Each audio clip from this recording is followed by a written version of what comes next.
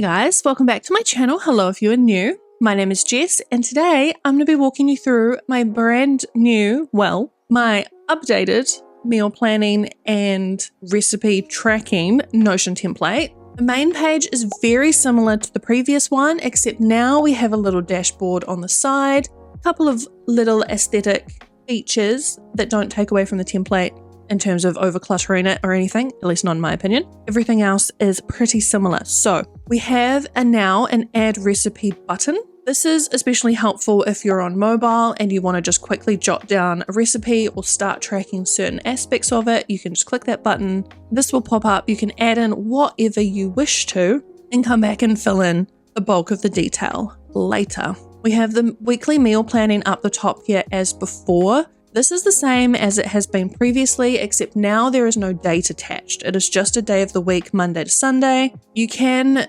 add a date field if you wish, and you can add more dates in if you wish, but this is just how I prefer to do it, just a week at a time, keep it super simple. We have a board view, so you can just slide across to view the rest of the week, and there is a nice little layout of everything you sort of need to know for that day. So there is all of the meals by course, so breakfast, lunch, dinner, and snacks. They're all written out here for you. There's also the total calories, which is calculated based off the calories of each meal you've added to that day. So this auto-populates and you don't need to do anything with it. The same with the protein, carbs, and fats. This is pulled from the recipes, as well as the total cost to make all of those recipes. There's then a list view, but this is where I personally will update and change the recipes because I just find it a bit easier to sort of just click in, remove something, add something else in, rather than the visual view. And for example, if you took out coffee on this day and wanted to do it for the rest of the week, you can just drag this down and it will update the whole week. Just a fun little feature if you didn't know that you could do that.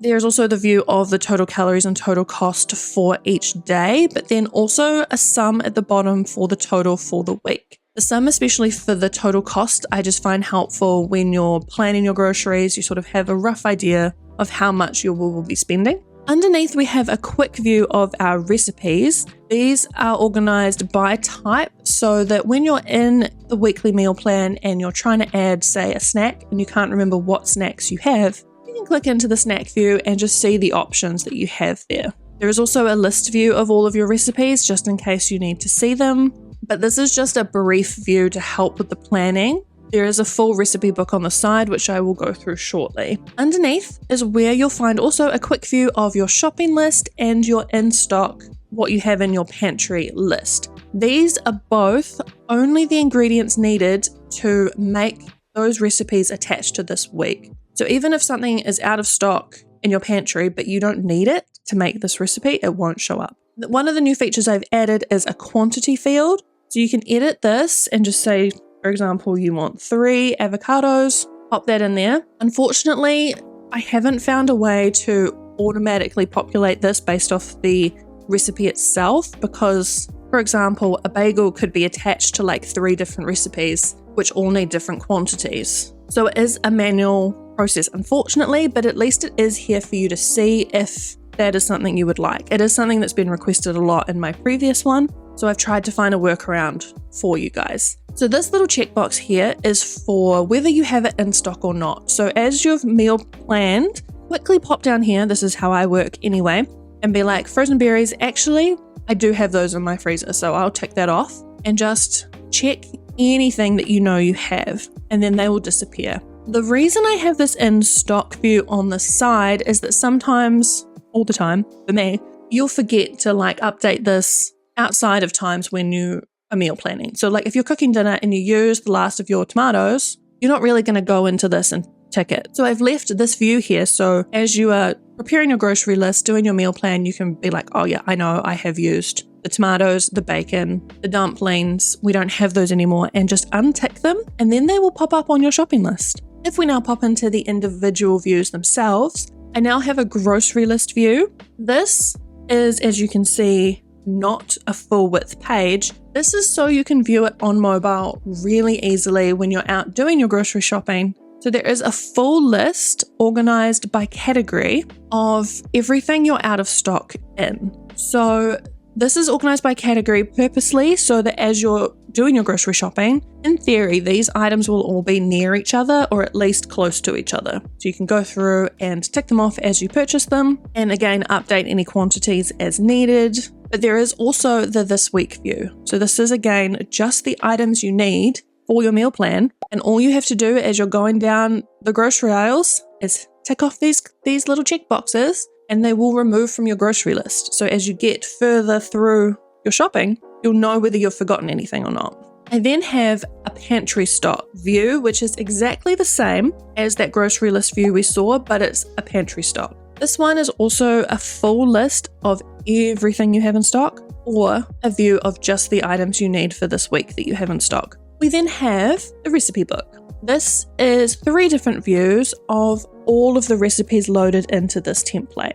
I can now go through some of the detail in the recipes because I realized I completely skipped over them on the main view. So there is a visual view, which is, of course, visual. It is just a simple breakdown of all the recipes you have. I have a by course view, just because I sometimes prefer to look at it this way, and a full list view, which will show you the status of whether you've completed, like filling out all of the details the recipe needs, you're partway through it, or if it's to be processed. And then again, all the ingredients attached. So if we jump into, let's say, BLT bagel, there is a little pin button, which is for one of the views on the main page. You can just pin your absolute favorite recipes that you always want front of mind. There is the course to mark what kind of food it is. This is a multi-select because a lot of stuff can be more than one. Like a breakfast item could also be a snack could also be a dessert, etc. So pick any that apply your rating, because this just helps later when you're like, I made this once, actually didn't like it, so you know not to make it again.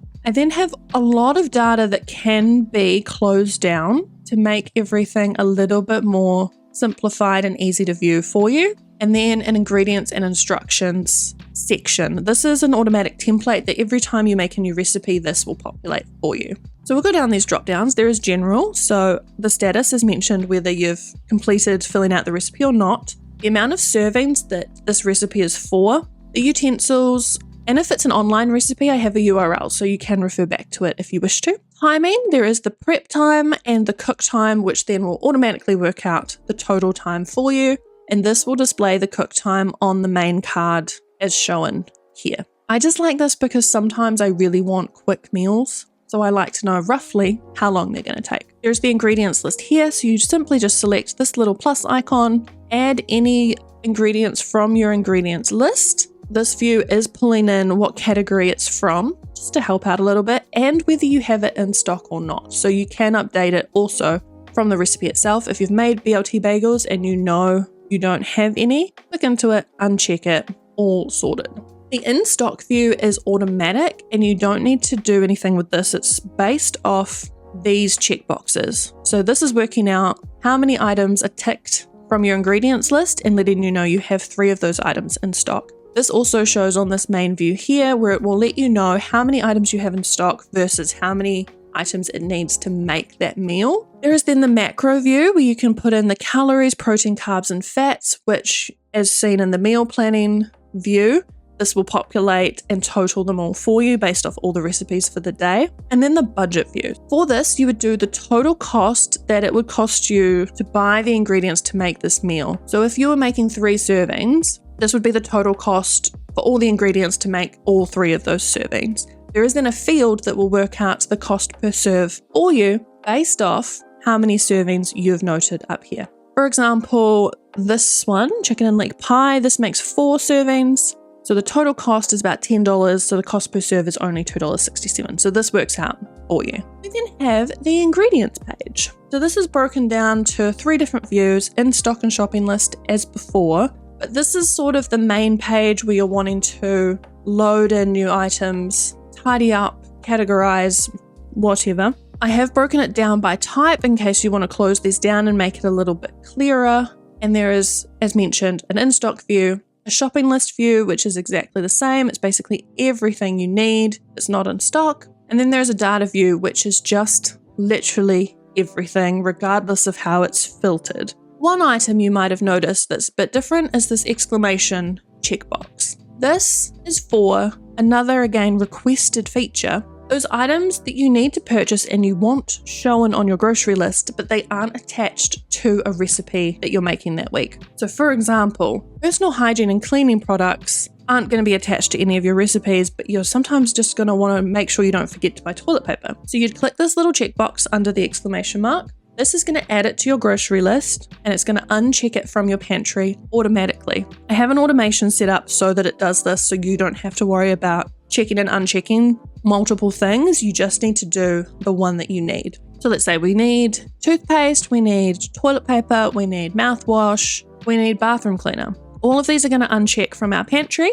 And if we pop back down to our grocery list, all of these items are now showing in our grocery list of items we need to buy this week. There is another automation set up so that when you check that it's in the pantry again, this will of course remove it from this list once the automation works, and it will uncheck the add to list item. So I'll show you that back down here. If we check that we now have bathroom cleaner in our pantry, it's going to remove it from the list just here. As mentioned, this was a highly requested feature for how can you add things in that aren't in the meal plan. I tried to make it as simple as possible. So there's a lot of filtering in the background and the automations to make this work. But for you as the user, all you have to do is check a little box. You can do this from the shopping list view as well. It is shown in this view and it is also shown in the in stock view. The last thing I forgot to show you in the weekly meal plan now is there is a template attached to this so that it will pull in your meal plan down here as well in a more visual view. So if you want to, again, on your phone, click into Monday and see what you need to make, example for dinner, you can click into Monday, click into this, and you're straight into the recipe with all of the information that you need, assuming that you filled it out, where I have not for this one. If you have any questions at all, if there's anything that was unclear, please comment it down below and I will do my best to answer anything that I can. If you liked this video, please give it a thumbs up and I'll see you all in the next video. Bye guys.